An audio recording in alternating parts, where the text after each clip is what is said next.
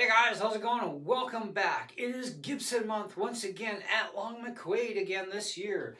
So, Gibson, Epiphone, Steinberg, Kramer, and whatever else falls under the Gibson umbrella of companies that they own, take advantage. And up to 3-year financing, and you could have your dream guitar. As long as you can afford the monthly payments, that is. Anyways, so I've been renting this one for quite a while. This is the 2015 Epiphone Lespaul Standard Pro and what they call a Cherry Burst. And I've been getting quite attached to this, even just to leave it the way it is. No mods. We've been through that with a real Gibson in this house, and it's kind of like, not doing that twice. Anyways, so we do have Grover tuners that are fantastic. They work well. The nut is cut properly, as per always with an Epiphone. Gibson can't do it right. We don't know why. If you want to know the details of this thing in fullness, I'm going to put that in the description box below if you want to read all the specifications. Saves us some video time, obviously. So we're on the clean channel on my Katana Mark II EX 50 watt. Just the bridge. Yes, this is a lefty, because I am a lefty by nature.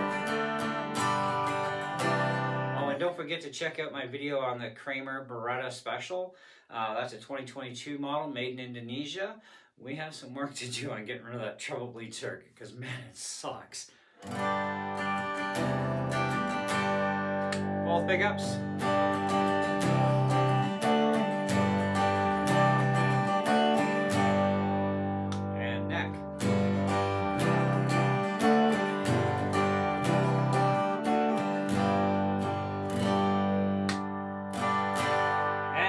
Split them.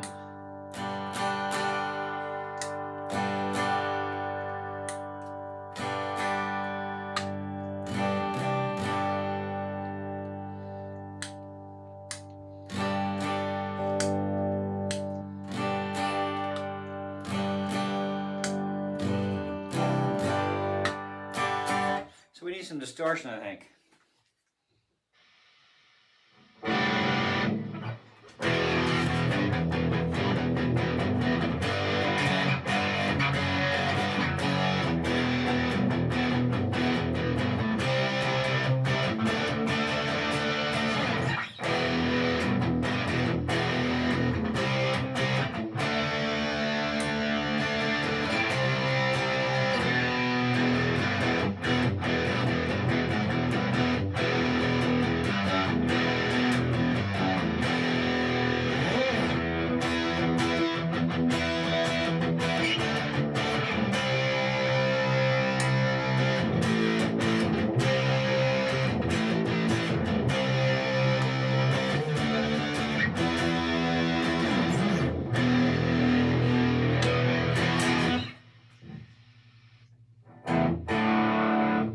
Just overdrive.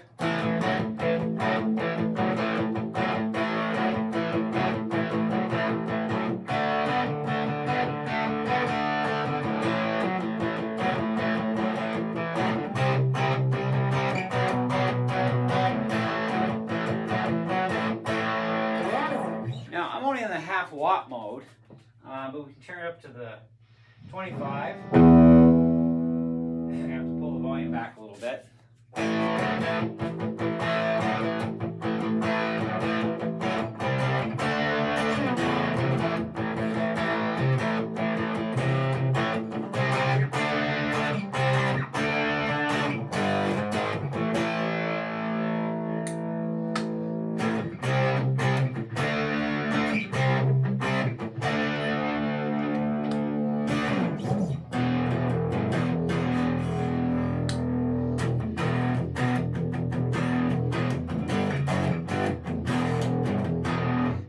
Not programmed this amp at all,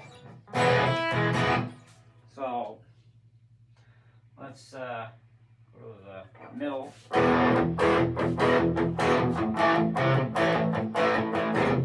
This is like the overdrive.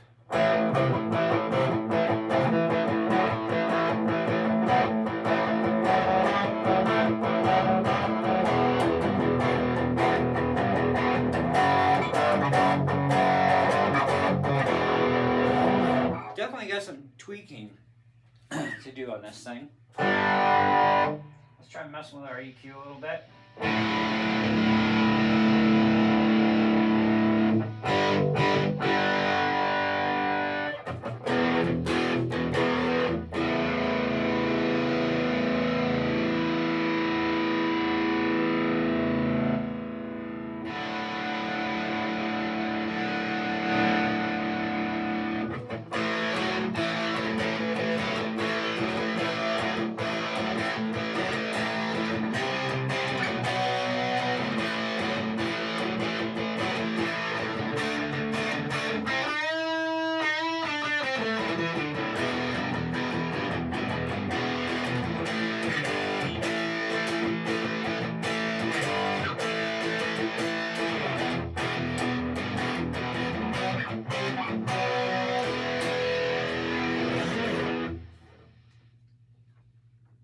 So I ended up going back into Les Paul for various reasons. I play in church on 2 different worship teams. Well,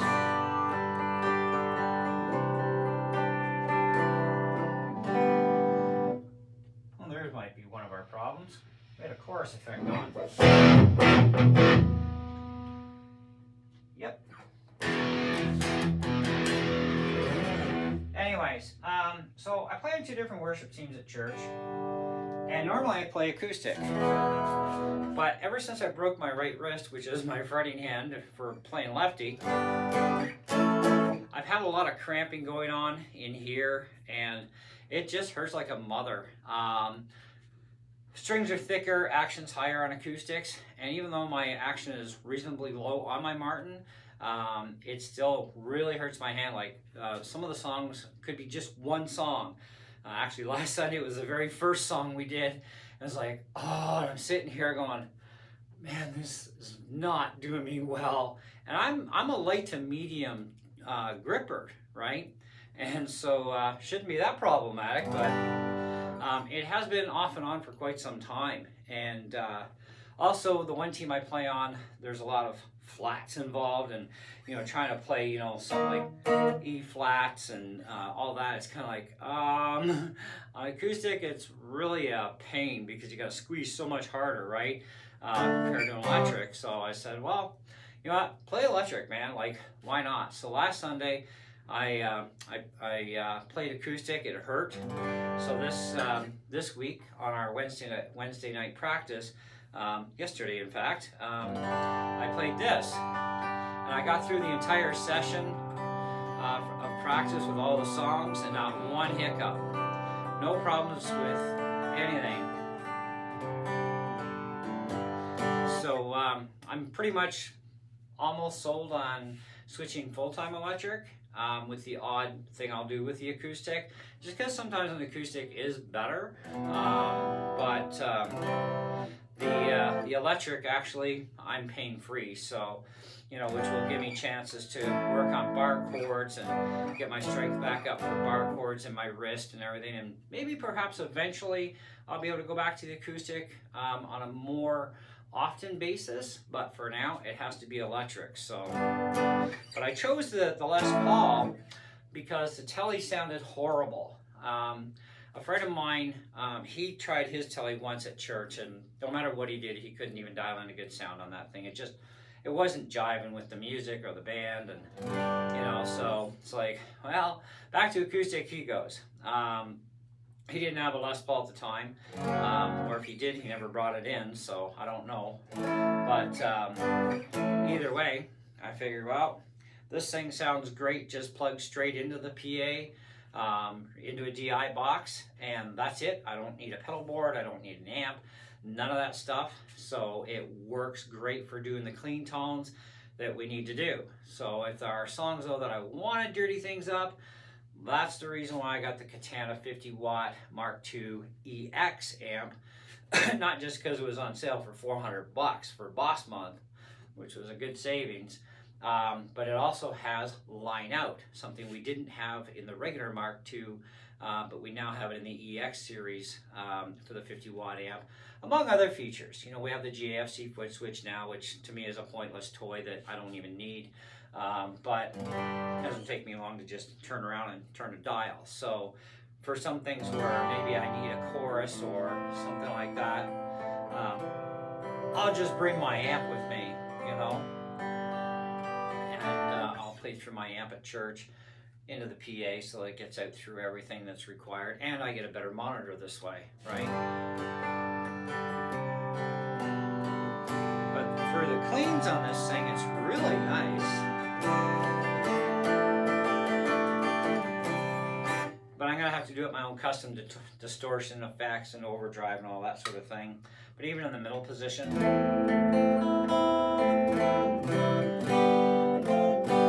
and this is basically a dry signal with a little bit of reverb, just a little bit of reverb.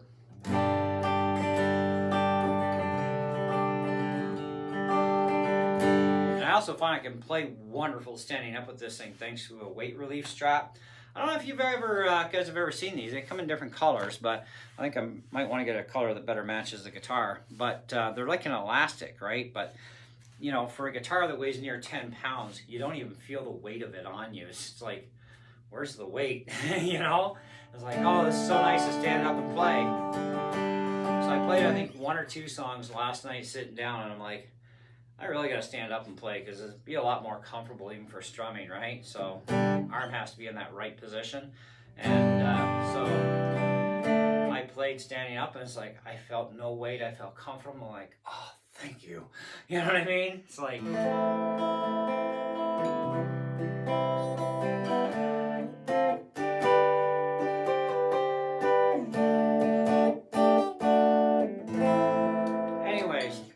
As far as I'm concerned, I'm not going to judge the pickups for what we heard.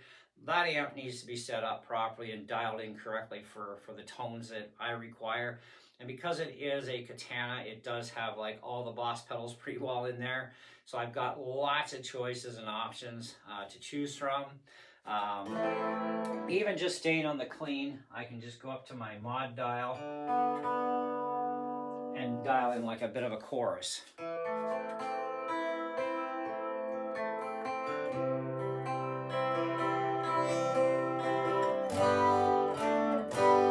If I want some delay added in there too, I can do that as well. I believe it's this one, yeah.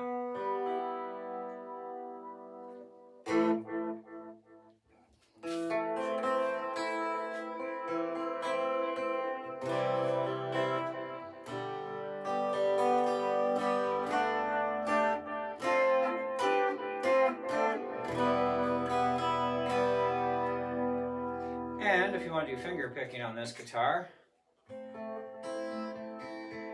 it's comfortable.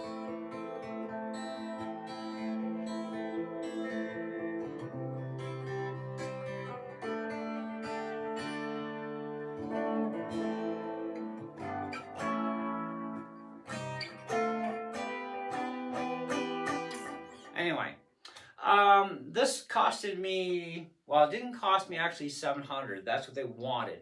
But because I rented it for several months in a row, it took the price down a bit. This is normally about a $1,000 guitar, but for some reason, they had marked it down to $700. And it's like, okay, so let's rent it for a few months, see how we like it, because rental time knocks down the price, right? So I got about 60 bucks off of that. And I got a hard shell case for it,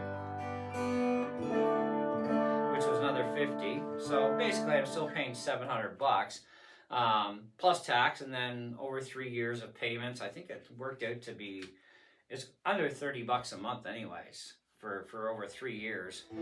Plus, I got one of the 1-year performance warranties put on it.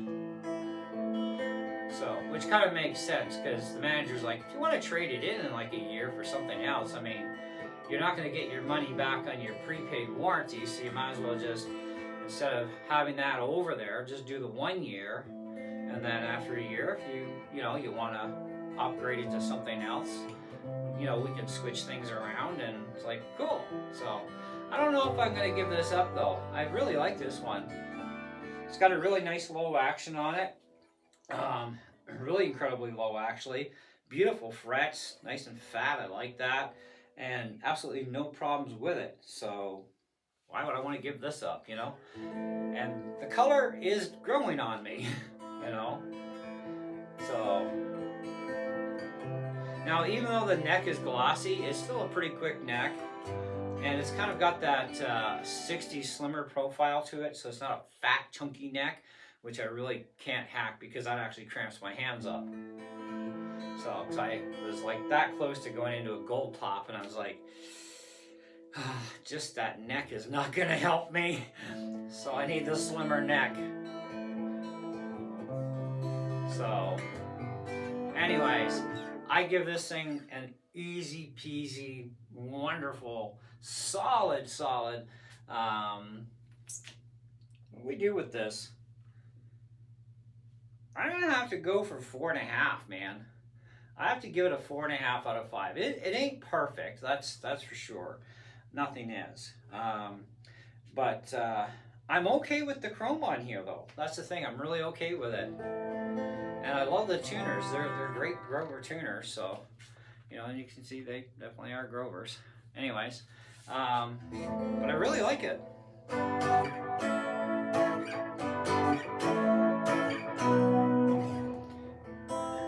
And for the stuff I'm going to be playing with it, it'll be fine. So, what the heck? And if I want to rock out and metal out, it's a Les Paul after all. It's designed for it. Anyway, that's pretty much what I got for you on this one. A little bit of show and tell, a little bit of my review on this thing. From what I can tell you, again, this thing is the 2015 Epiphone Les Paul Standard Pro. You can get these in a couple of different finishes. So this one I like though. That's really super nice finish on this thing. I haven't found any blems on it. Well, one thing that might have to go is this part, because these plastic plates tend to break. That I'm going to probably switch out for a chrome one eventually. But for now it can stay because I'm kind of broke. So, you know, when I get some money, I'll buy one for it. But that is definitely one sweet guitar. You can see how low the action sits on this thing. It's actually quite nice. Very nice guitar. So just because it's an Epiphone doesn't mean it's not any good. You know, I mean, they have more expensive ones too, don't forget. Right? But for Gibson to Epiphone, I'll take the Epiphone. I mean, I've had the Gibson route, and to be honest, I think I wasted more money than I got of value out of it, even though it was a really nice finish on that one. Still, it's just one of those things where this is so much nicer, and it stays in tune better. No Band-Aid needed. That's the other benefit of the Epiphones. I have never had an Epiphone that ever had a tuning issue because the nuts were always cut correctly. Headstocks are narrower, more straighter off the tree than a Gibson is. Less back rake too on the headstock. Makes a big difference, you know. So there are a lot of benefits to an Epiphone over a Gibson. And I'm not in the whole contest of who's got the more expensive toys club, if you know what I mean. So, because it all boils down to how well you can play a guitar, how well it's set up, that sort of thing. So, anyway, that's it. That's all. Thanks for watching, and we'll catch you guys on the next one. See ya.